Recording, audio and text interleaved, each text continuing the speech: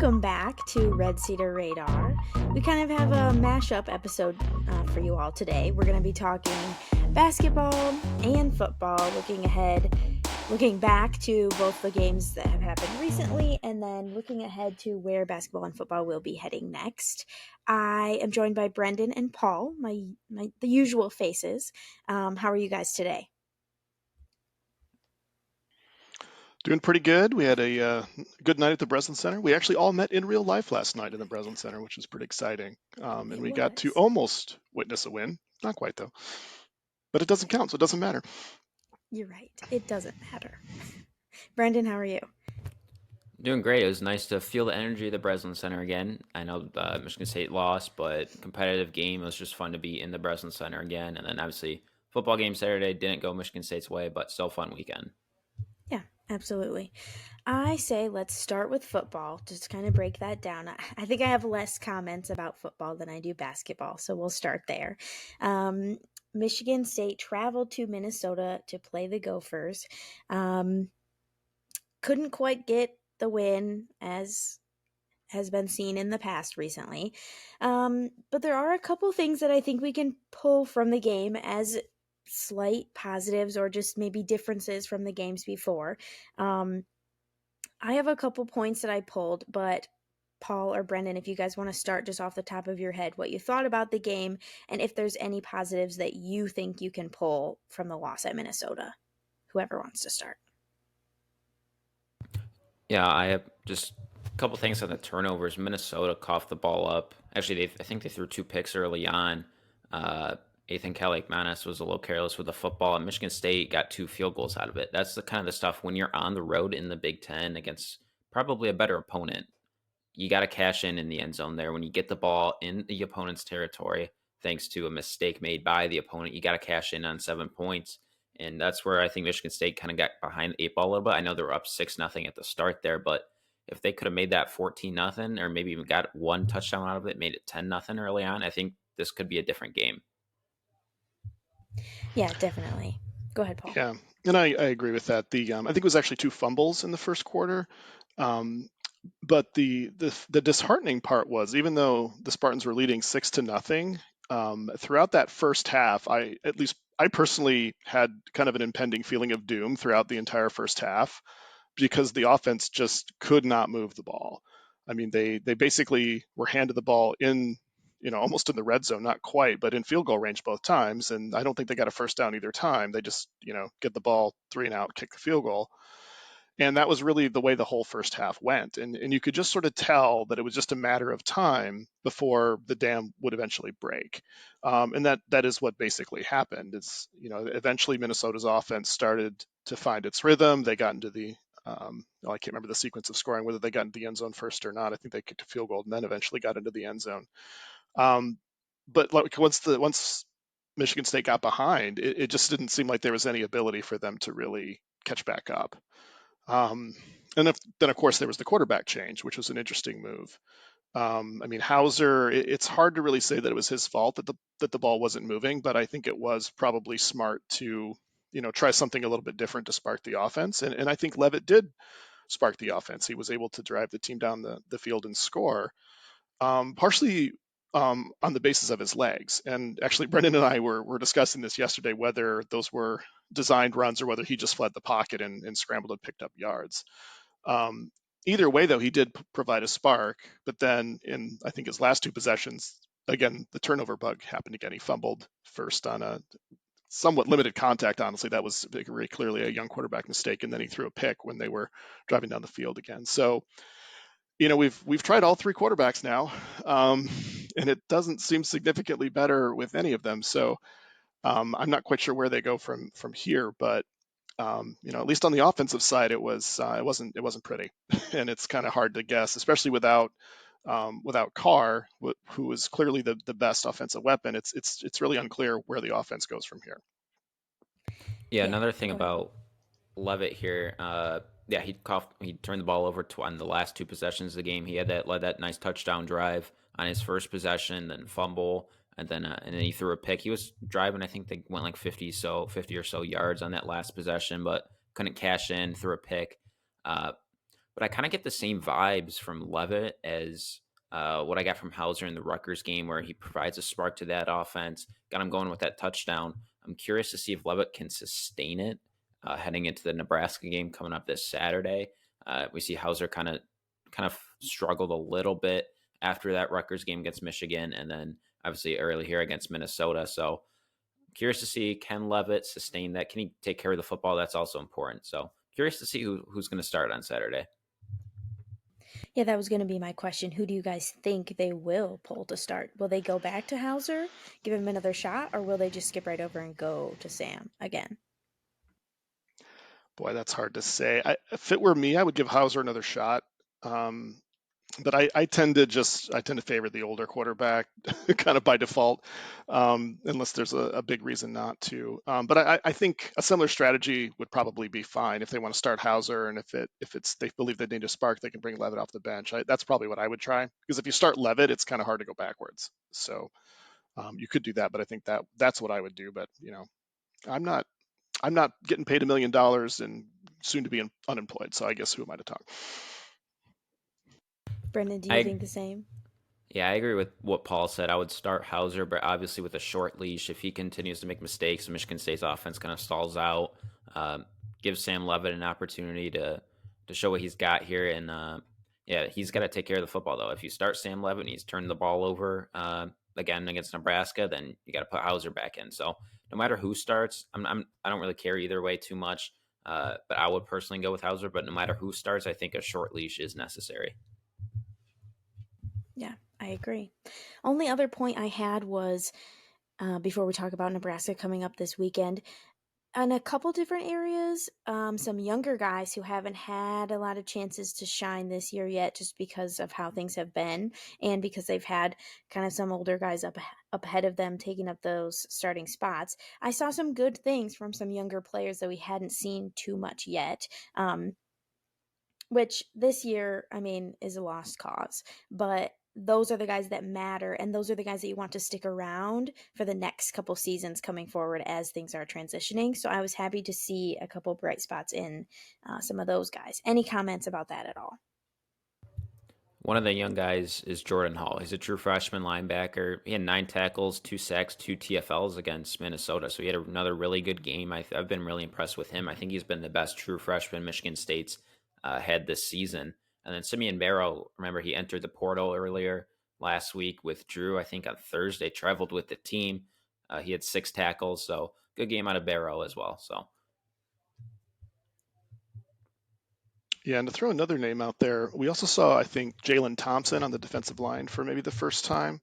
And he seems to show some flashes of some talent, which is good to see. Because I do agree, Sydney. I think the key point now going forward is to get some of these younger guys some meaningful reps, try to keep them engaged in the program, and try to minimize the mass exodus that we may see in December when the transfer portal opens back up. I mean, the staff so far has done a pretty good job of kind of keeping the guys together. But I mean, I think it's a big unknown. I mean, I think it seems like the plan is to have maybe a new coach in place, as soon as those games are over on Thanksgiving weekend. Whether that'll happen or not, we can't really say, but that seems to be the plan at least. And so if that does happen, then it's just a question of, the players they'll evaluate the new staff, and then they'll decide whether they're going to stay or if they're going to go. But certainly the more you kind of give opportunities to those younger players, I think you're increasing the chances that you'll have a higher retention rate. But either way, I think we can say the defense didn't play too bad against Minnesota. Minnesota's offense is maybe not the best. Although, I could have sworn when I've seen Minnesota play earlier, their quarterback was not coming anywhere within 5 yards of a receiver, and he was throwing darts against the Spartans. But that just seems to happen sometimes. It's probably, selection bias on my part, but still, it's frustrating. But I do think the defense played pretty well early in the game, and then they were showing the time of possession stats, and that certainly did not end up in Michigan State's favor. And I think by the fourth quarter, once again, they were tired, and the dam kind of broke. another thing on Minnesota's quarterback, Kelly McManus, he threw for 200 yards against the Spartans, and that was his highest output of the year. His previous high was against Nebraska in week 1 with 196. against Michigan State, threw for 200 on 14 completions, 64% completion percentage. So his best game of the year this year for Kelly McManus. Of course, of course. Yeah. And I guess the other thing to comment, we didn't really talk about Michigan State's running game. And I mean, Nathan Carter didn't have a bad game per se, but just the Spartans couldn't get anything going on the ground. And I guess I didn't necessarily watch closely enough to see if Minnesota was really stacking the box and daring the young quarterbacks to throw. It didn't really feel that way. But the fact that the running game, is consistently not really producing is a concern because I was expecting this offensive line to be much better this year, and they have had some injuries, but not really many, and so that continues to be a disappointment. And I mean, I guess next year they're going to have a lot of turnovers, so one way or the other, at least it'll be different. Hopefully, it'll be better. But that was something that at the beginning of the year I even said I think if the offensive line is just average or below average, it's going to be a bad situation, and that's kind of where it feels like we are. Yeah, one more comment on this game here. I was a little bit disappointed with Michigan State's run defense. Minnesota had their top running back out. Darius Taylor, I think is his name, is a true freshman. He was out. So Jordan Newbin got a large majority of the carries for Minnesota. He had 40 carries for 204 yards. He averaged 5.1 yards per carry. So, I mean, against a backup running back, it's not good numbers there. That's too much. Do you guys think that Michigan State can get it done against Nebraska at home? No. Yeah. And I hate to be all of a sudden a pessimist because I brand myself as the chief optimism Mm-hmm. officer, but based on what we've seen, and I think more importantly, the thing that should be a concern is Michigan State has two pretty winnable games left on the schedule, in the road game in Indiana, the home game in Nebraska, and both of those teams played pretty well last week. I mean, Nebraska they beat up Purdue pretty good. I mean, Purdue's not very good, but Purdue might be better than Michigan State. So, because I mean, there's you could make the argument that Michigan State is now the worst team in the Big Ten, and I think there's stats that would support that. So if Nebraska can beat Purdue by 14 or however much they beat them by, that doesn't give me a lot of confidence. And Indiana, they were tied with Penn State late in that game in Happy Valley. How that happened, I'm not sure because I didn't watch enough of the game, but I did see the end of it, and that was a little bit scary. So um, yeah, so I mean, I think I saw Michigan State's a 3-point underdog to open against Nebraska. I would like to think that they can find some spark on the offense. I think the defense will be okay, but can they score enough points? And I'm to the point where I need to believe it, and I need to see it to believe it, basically. So my confidence is low. I agree with Paul's sentiment. I actually picked Michigan State to beat Minnesota, but obviously that didn't happen. I thought Michigan State was kind of due for a win. I thought they had another win or two in them, but now it's looking a little bleak. I mean, Nebraska, uh, the last time probably a majority of the country watched Nebraska was either week 1 or week 2, and they started 0-2. They lost to Minnesota, lost to Colorado, but they've won 5 of their last 6. So Nebraska is red hot. Play really good defense. So it's gonna be tough for Michigan State to score points as it has been all year. So uh, I like Nebraska in this game. I think Michigan, the most winnable game left on Michigan State's schedule is that November 18th game at Indiana. I didn't watch Indiana's whole game against Michigan. I only watched a little bit in the beginning, but they were really putting some things together on their first on their offensive drive. Their only scoring drive that they had. We don't need to talk about the rest of the game against Michigan because I don't really know too much, but they really looked like they were putting things together well. And I think if they're able to put something small together well against a team like Michigan, they might be able to do it again and again and again against a team like Michigan State. Even though our defense has been playing well, that's something that was a little bit concerning when I saw it. It might not be as easily winnable as I was hoping that it would be for Michigan State. I don't know. Yeah, I actually do project MSU will be a slight underdog in that game. We'll see. That's what my computer tells me. So we'll see what happens. And I'll also point out that Nebraska is now currently in a 4-way tie for first place in the West. So they actually have quite a bit left to play for. They're tied currently with Minnesota, Iowa, and Wisconsin at 3-2, which is about the most Big Ten West thing that's ever happened. But there's so many things that in that category that it's hard to prioritize them. But yeah, they're coming in with something to lose, and that's that can cut both ways, but that's not necessarily good. Well, that's something that I was thinking about at Michigan State. How do you motivate guys to come back if there's really nothing left for them to play for? And I don't know that Harlan Barnett is the guy to do that. I was really hoping that him coming in and having D'Antonio, like, they would be able to light a fire under the guys, and it just has not happened. And I just don't think that there's anything left for this team to care about. And I think it's going to be hard. Maybe at home, last game of the season at home, there's a little something there. But if they go on the, as they go on the road, I just don't know what spark there is left. Maybe there is, and I could be wrong. And I hope that I am wrong, but it just doesn't seem like there is. So we will see. Any other points about football at all before we move on to basketball? I'll just comment on your last statement, Sydney. That I mean, I believe Harlan Barnett said that the team is now playing for Spartan pride, and you can always play for pride. You can always play for each other, but that's sort of that will only kind of take you so far. And what you might see is that if they can build some positive momentum early, which I mean they even had against Minnesota, they just couldn't capitalize on it. But let's say there's an early turnover, and then they would need something to go well on offense as well. Like they would need to have you know, complete a pass for a touchdown or something like that early, then it can snowball in a positive way. But I think this team is, their psyches are probably a little fragile, and that's all for very good reason. Like they have absolutely every reason for that to be the case. So I don't blame the players at all. Honestly, they just were put in a very terrible situation. Um, but I think they are going to need a little bit of luck to get that positive momentum, and then maybe something good can happen because then it can snowball in a positive way. That's possible. Anything else to add about football, Brendan? Uh, it's gonna be a tough next 4 weeks.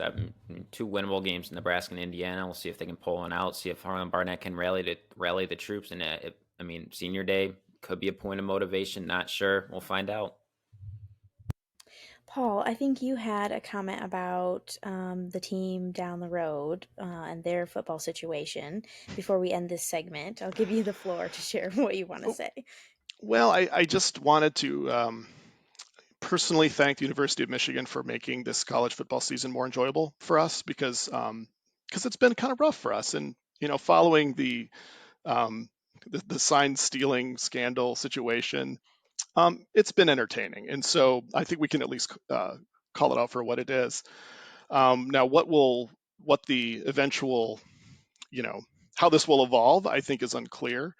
It does seem like there's an awful lot of evidence that's just what's been reported and what seems to be out there in the public domain that seems to indicate that there were some pretty egregious rules broken. And whether or not you think the rule is silly, it's still a rule.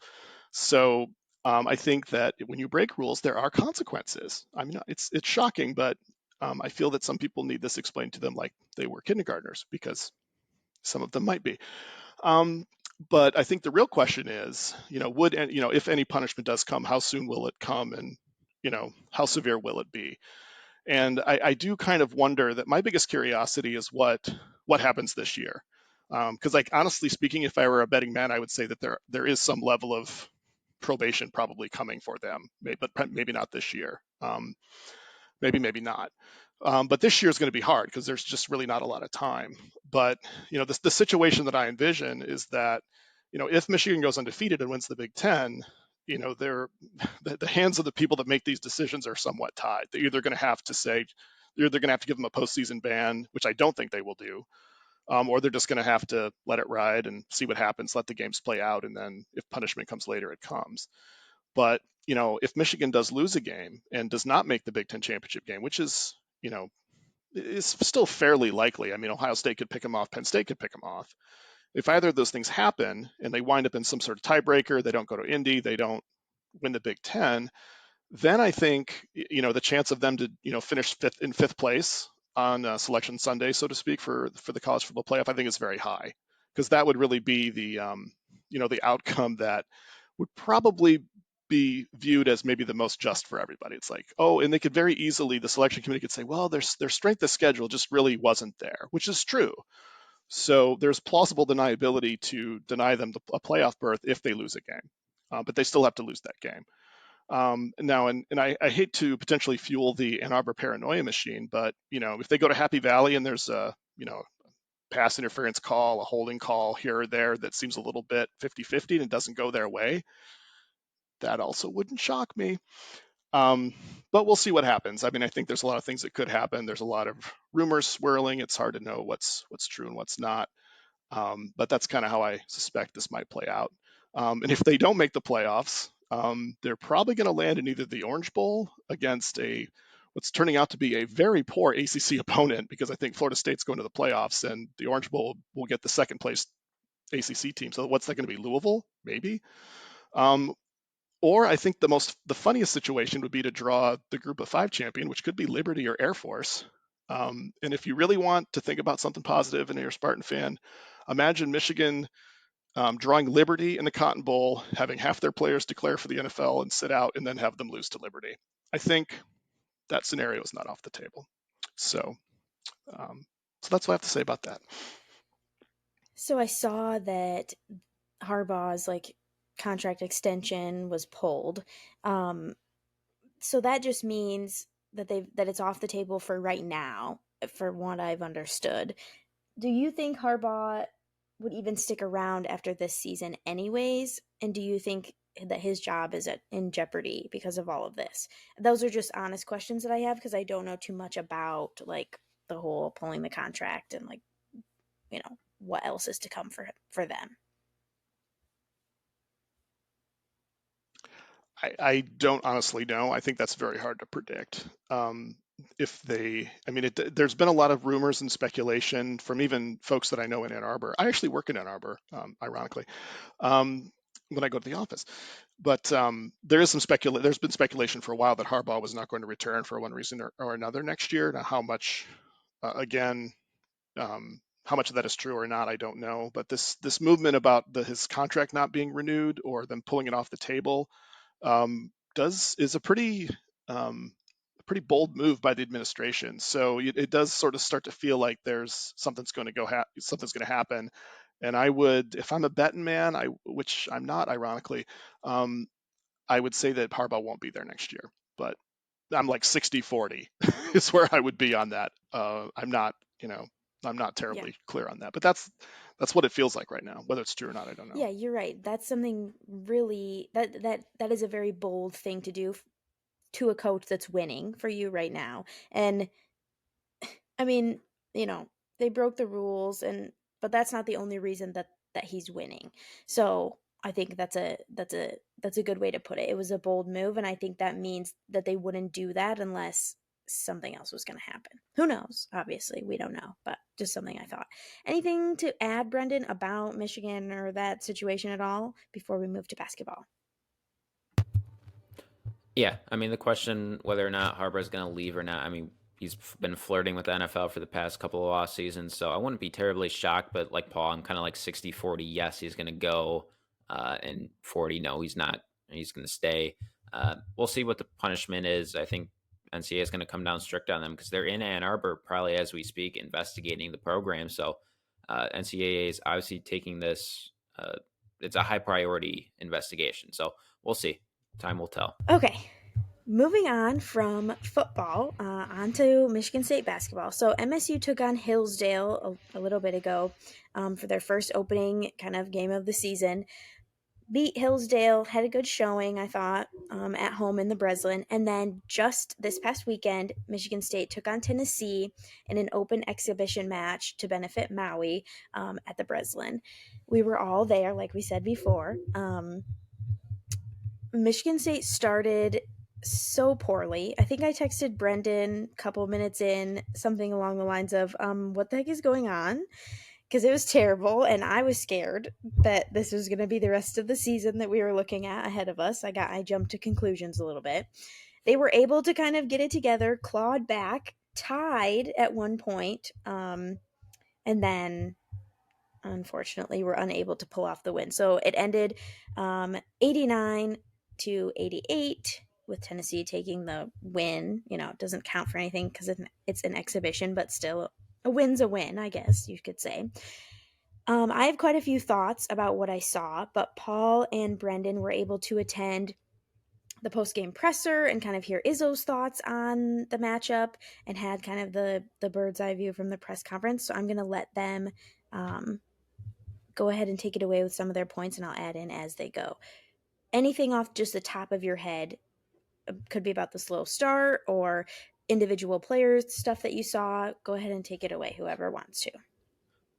Yeah, Michigan State got off to an awful start. I think it was like 17-2, 15-2 at one point. Tennessee had a lead of 18 points at 30-12. They had the lead. And I'll give Michigan State a ton of credit. They stayed within striking distance because Tennessee started red hot shooting the basketball, especially from deep. So that's how they got out to that early lead, and they kind of slowed down in that back half of the first half. Uh, so Michigan State gave them a lot of credit for staying within striking distance, waiting for them to cool down, and then they kind of caught up. But Michigan State never had the lead in this game. I think there might have been one tie, and that was 88-88 after Hogard hit that three off of the steal and that mad scramble, hit the 3-pointer. So Tyson Walker, I thought, had an excellent game. It was one of those games where he just flipped a switch and took over late in that game. I think he finished with 22 points. So I thought he had a great game. Malik Hall's another guy. Still have, I mean, I think he needs to distribute the ball a little bit better, especially down low in the post. He was taking a lot of shots. He was 3 from 9 from the field, put up 14 points, 11 rebounds. So I thought Hall overall had a good game. I mean, maybe it's me just being a little bit nitpicky. I thought Hogard had a good game as well, 14 points. Aikens shot well. But the thing Izzo highlighted in the post game is he's got to get more boards. He didn't get any against Tennessee. So look for that maybe out of Aikens here in the future as the regular season gets going. Cohen Carr had some electrifying dunks. That's probably the right word to describe Cohen Carr, electrifying. I mean, one of them he euro stepped from the 3-point line and dunked on a Tennessee player, that might have been the best dunk I've seen in person. This was an exhibition game to benefit charity. So Cohen Carr was taking no prisoners, no matter what game it was. Booker saw a little bit of minutes, hit a 3-ball. So I thought the freshman looked good.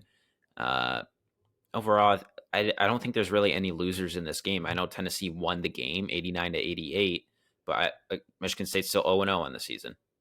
It's an exhibition game, doesn't count. I don't really think there were any losers here. Both teams got big game experience, and everyone pretty much said after the game, this was a consensus that felt like March. That did not feel like a preseason exhibition. So no losers in this game, in my opinion. I thought both teams played well. Both teams played at top 10, top 5 caliber, final 4 caliber, if you want to put it that way. Another thing, it was kind of a rough show, in my opinion. I think both teams had, I don't have the stats exactly pulled up. I think both teams shot 36 free throws, which is a little bit excessive. I know the refs needed to get into midseason form as well. Refs could be a little rusty, but 36, it just seems like a lot.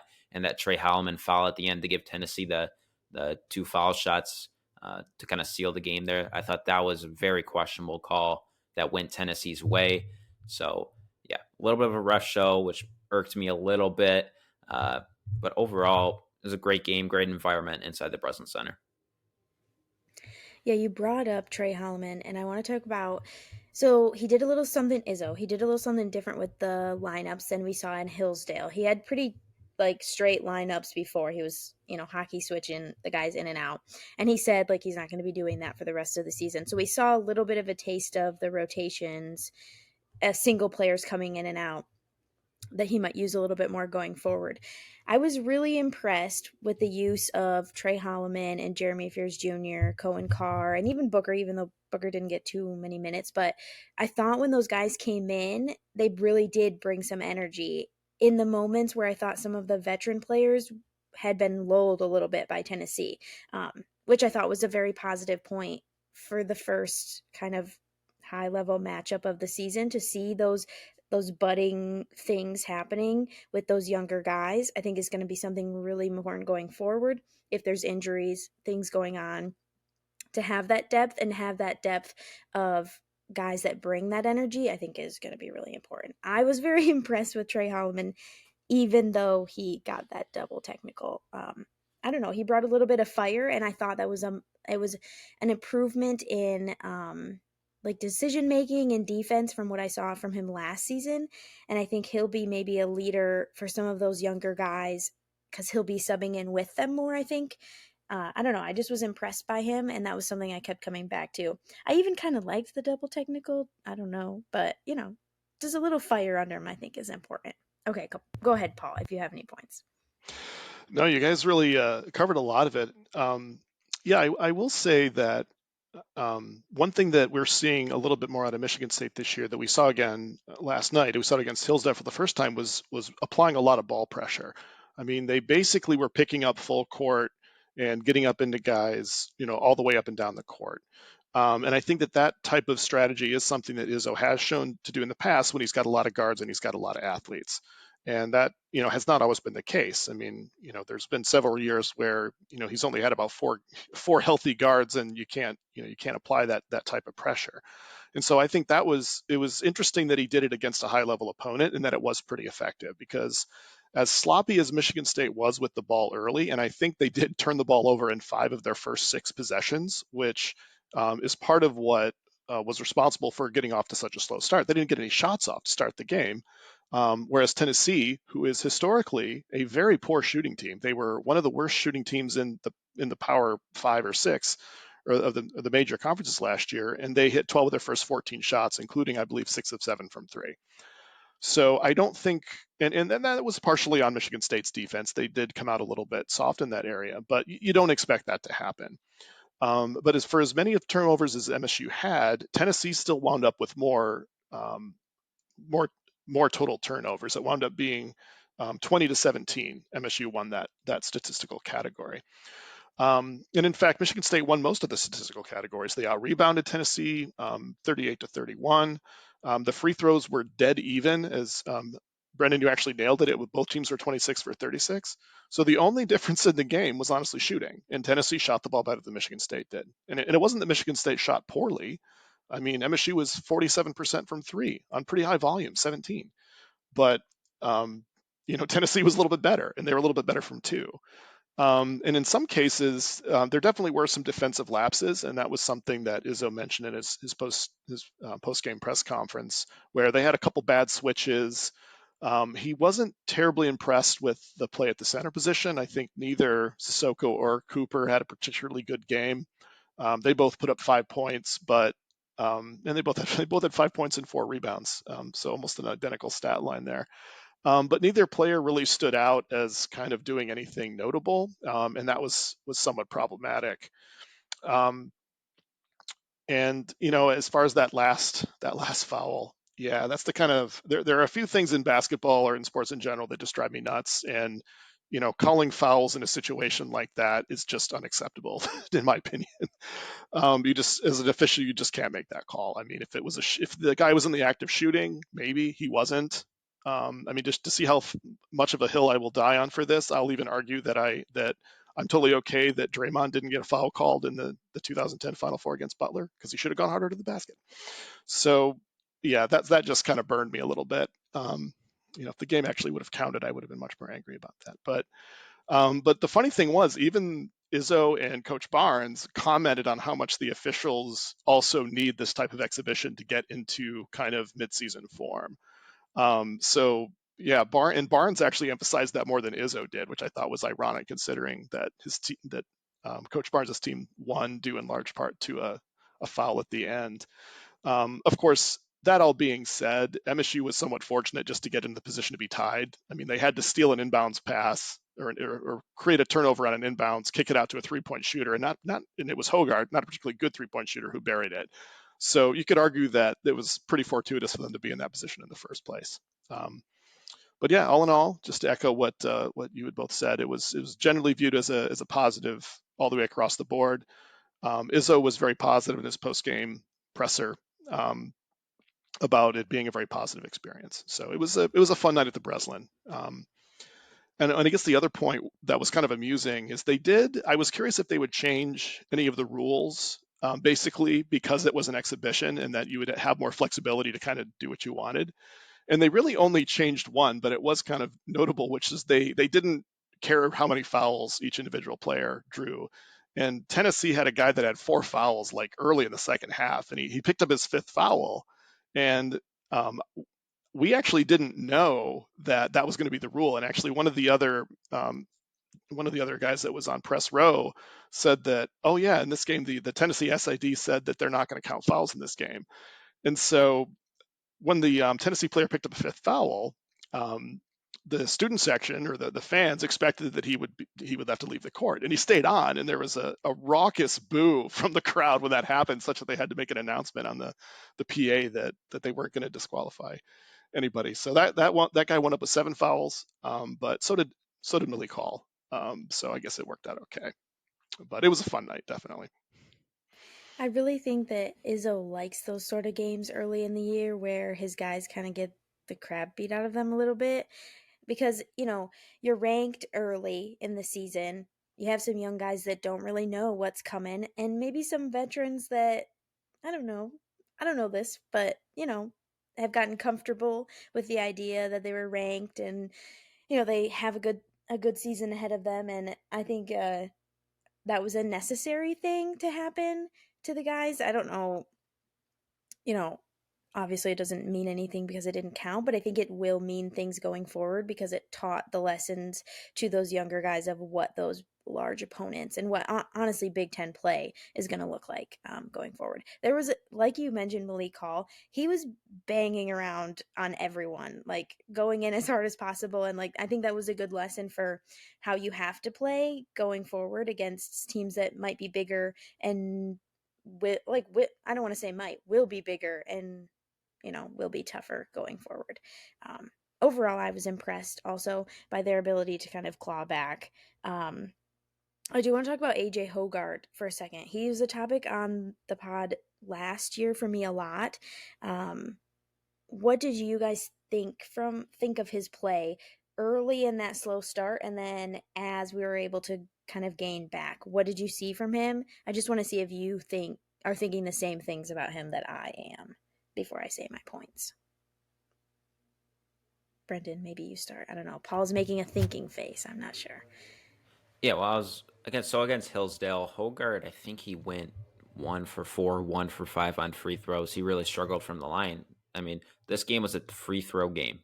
Both teams 36 free throws. Free throws were a big part of the game. He went 5 for 5 from the line against Tennessee, so that was instantly a positive. I've been impressed with Hogard in these 2 exhibition games. I mean, I know he had 3 turnovers against Tennessee, so but point guards they're going to turn the ball over a little bit more than the front court players. So that's not it's not a ton, but kind of want to limit it to 1 or 2, probably a game. But overall, I think Hogarth's improved his shooting. I think he's improved his court vision. I think he had 8 assists against Hillsdale last game, last exhibition. He had 2 against Tennessee. But I've been impressed with Hogarth this year. Yeah, I think I sort of have kind of no comment about Hogard in this game. He played okay. I wasn't.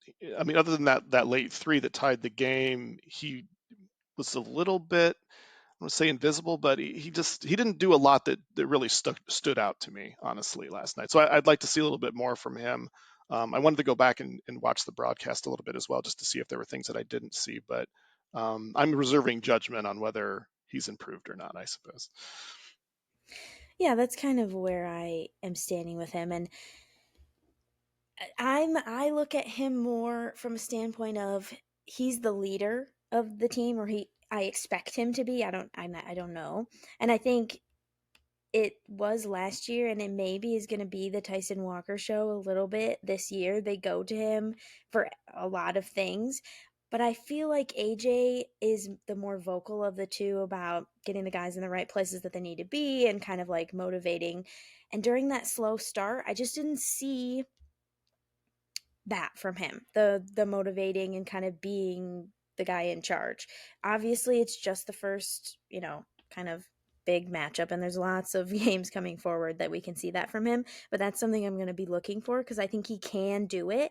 And when Hogard has a good game and when Hogard is leading, I think the team plays well. So I'll be curious to see if that trend continues this year. I do think he put in a lot of work in the off season based off just what I've seen from a couple different things. So I'm excited to see how that unfolds going forward. Anything else about basketball that you want to talk about before we kind of round out our episode here?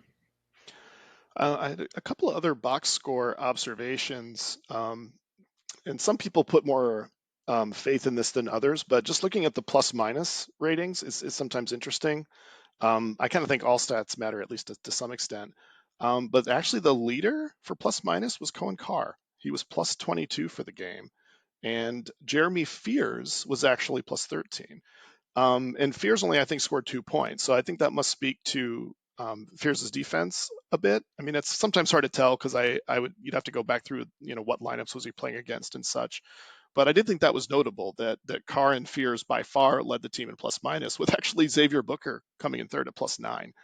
Now, granted, it's probably part of that was a lot of the starters were on the court for the early, 17-1 run or whatever it was to start the game. And the Spartans did the same thing, honestly, in the second half too, where I think they had the game within a point, and then Tennessee went on a 9-0 run to push it out to 10 early in the second half. So probably that goes on the starters both times. And interestingly, the player that was last in plus minus was Malik Hall at minus 21, believe it or not. So those stats, sometimes you can over analyze those stats, but I think they do tell us something, and that is kind of notable. And I guess the other thing I wanted to mention when it comes to Tyson Walker, I recall there being a specific moment in the game where he hit a three, and that was when MSU late in the game was trying to close the gap, and I think they had it down certainly to single digits, and I think they were getting within 2 or 3 points.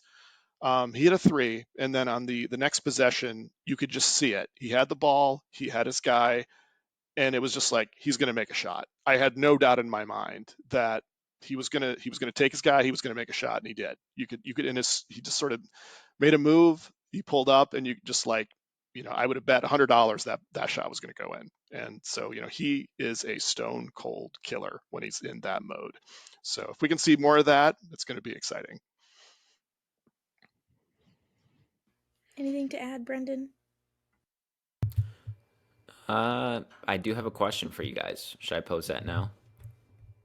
All right. Yeah, So go I ahead. posted, yeah, I posted this in the Spartans Illustrated message board. Go subscribe, SpartansIllustrated.com. You can read it. You can comment on this on our message board. So uh, obviously, I was at the game yesterday between Michigan State, Tennessee. Saw a little bit of the game between Illinois and Kansas, which also benefited Maui. Uh, but these high level exhibition games, in my opinion, they only yield positive results for both teams, winner and loser. Both squads get quality competition, real game experience against a good opponent in a big time environment like the Breslin Center. Or Kansas played Illinois in Champaign. That's a great environment for Kansas to go and play in, and even for those Illinois players to play in a big time environment at home. And I'd much rather have uh, that game rather than Michigan State versus Hillsdale. No offense to Hillsdale, but they don't pose a threat to Michigan State at all. You don't really learn much from that. And it's great for fans to see a quality matchup in October, benefited a great cause, and it didn't count for or against anyone's record. Like Michigan State lost that game. They're still 0-0 on the year. So I really can't think of any negatives of playing these high level exhibition games in October. I mean, obviously you can say injury, but I still think the value of getting big time experience outweighs that risk of injury.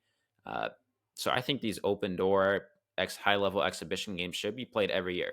I think pick a charity every year, play the game. Players get great experience, fancy high level basketball without having to worry about a loss if the team loses. So I thought Sunday was a ton of fun. Do you guys think that this should be done every single year? I would say 100%, if not 1,000%, yes. And I think also, interestingly enough, I think Coach Barnes and Coach Izzo would also strongly agree with you, Brendan. Yeah, it was a great event, and it was fun, and it's good to have fun basketball in October. Um, and yeah, I mean, actually, Coach Barnes went on for quite a while in his post-game press conference about the value of this type of game. And he was asked, "Well, is it better to do it closed doors or is it better to do it open?" He's like, "Oh no, it's better to do it open. There's, the experience that my players got tonight was invaluable, and there's no other way to do it other than to have this experience."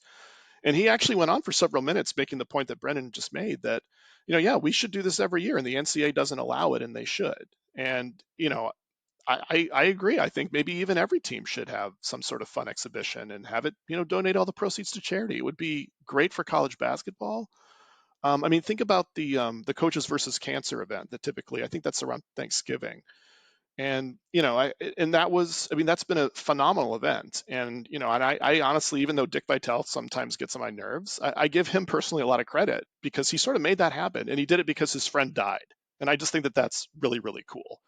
And if we can do more things like that for, to help people and to, elevate college basketball at the same time and to create these great matchups that, people can have fun with, and maybe, there's all sorts of things that you could do. And I think it would be nothing but positive. And, even Izzo said something in his post game press conference, um, about yeah, we should do this every year. And maybe, we could, around the Thanksgiving, we could feed the homeless, or we could do something for the Boys and Girls Club, or, whatever. And there's all sorts of charities out there that could benefit from this. And each team could pick their own. So I think that the NCAA should take a serious look at this, and maybe, this set of events could potentially trigger something. It makes you wonder if we had Mark Hollis still as the AD, if he could make something happen, because he seemed to be kind of the wizard at this type of, kind of, big show events. But I do wonder if something will happen as a result of this, because it was really, really cool. So I hope they do something like this going forward. Yeah, I agree completely. You both touched on this, but I think like, and I talked about it a little bit earlier, but those younger players having this opportunity to play in a game like that wouldn't have come for quite a little while in the season. So I think from that standpoint alone, it's very much a positive. And I had a great time. I wasn't sitting in the press box, I was sitting in the stands, and it was like such a different atmosphere from the Hillsdale game. Everyone was kind of on their feet at all times after we got over the slow start, I guess I should say. But yeah, it was great. And I got an ice cream cookie sandwich in October. So that's fabulous. Can't go wrong there, right? So I agree, Paul, completely. I think we should do it. And I think it benefiting charity, I think maybe the NCAA will be more likely to be into that if that's something that they can get going every year. I think that'd be an all-time new low for the NCAA if they don't allow charity exhibition games. Yeah, yeah. You heard it here first from Brendan. Send that over to headquarters so that just that soundbite, so they know how we feel. The NCAA hates charity. Yeah. That's the only conclusion we can draw. Well, guys, anything else to add about basketball before we sign out of our episode here today? It'll be exciting to see MSU play in their first real game against a dead president, James Madison. So that's coming up, I think, next Monday. I think that they could at Yes, least get November 6th, somebody Michigan still State alive. takes on James Madison at home.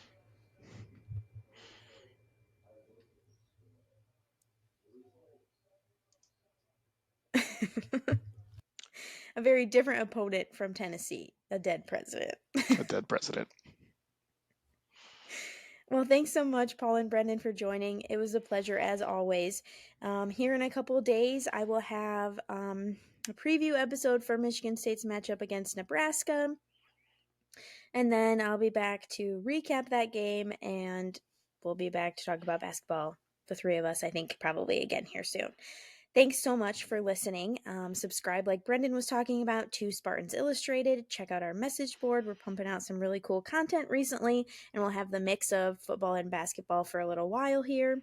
And then I just want to say follow Red Cedar Raider on socials. And you can find this podcast wherever you listen and on YouTube. Thanks so much for listening, and I will see you all again in a couple days.